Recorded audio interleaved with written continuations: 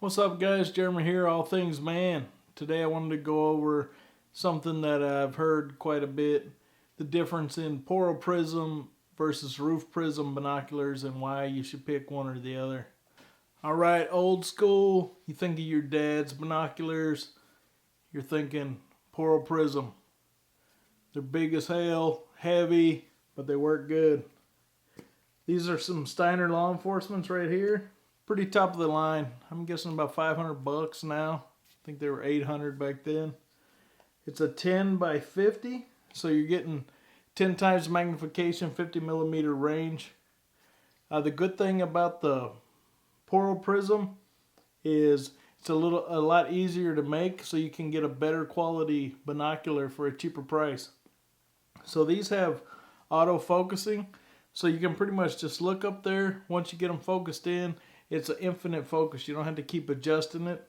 They're waterproof, fog-proof, sturdy, but they weigh like, 37 pounds. So that's what some people kind of don't like about them. But it's an awesome pair of binoculars. So you don't have to have the roof prism just because that's the new hot thing. If you're not backpacking it in, or you don't have a long way to go, you want just some decent price binoculars that get the job done, look at the Porro Prism. You don't have to have the roof prism nowadays. These are awesome. Great image quality, good in low light. The autofocus is real nice. For the roof prism here, I have a pair of Vortex Diamondbacks 10 by 42s. I love these as well. I'll be using these on the upcoming elk hunt. They don't bring in quite as much light. Magnification to the millimeter. I don't know that formula. If you want all the specs and all that technical shit, go look somewhere else. I'm just talking about like what I actually know from using them. Roof prism, way lighter. You can feel they're a lot lighter, a lot more compact. The prism is actually in the top, so the light beam pretty much flows straight through, does a few reflections and out. But to get it to look as good, they have to use all kinds of different coatings and shit like that. That's very expensive. So roof prism, to get an equal quality roof prism binocular as compared to the Porro Prism, you're usually going to have to spend a lot more money. These are only about 200 bucks, and I love the hell out of them. They're nice binoculars, but they're probably not as nice as those Steiners. That's a $500 pair of Porro Prism binoculars. To get the same equivalent in the roof prism, you're probably looking at, I don't know, $1,000, something like that. Maybe the Razor HDs by Vortex, something like that. So I just kind of wanted to break that down, let you guys know what's the difference, what you're looking for. So if you want something compact, lighter, I still love the image quality of these. I mean, you just adjust. Oh, and it doesn't have the autofocus like those. So this middle dial here, you're going to have to pretty much roll this back and forth.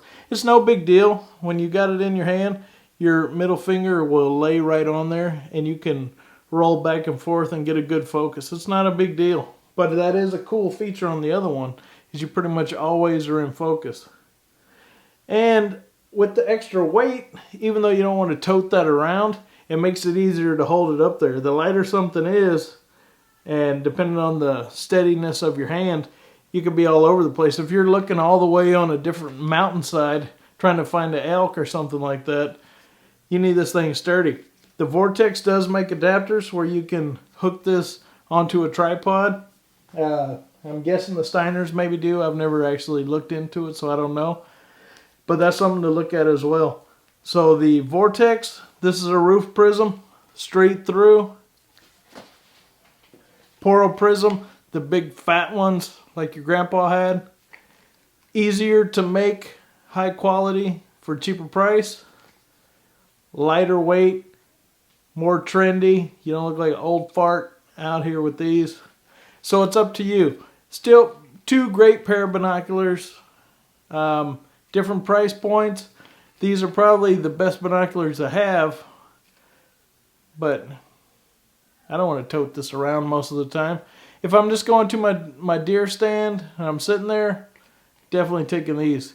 If I'm hiking it in, have something to do, I'm taking these. So hopefully that gives you a little bit of knowledge that you didn't have before. If you enjoyed the information, please like and subscribe. Thanks a lot.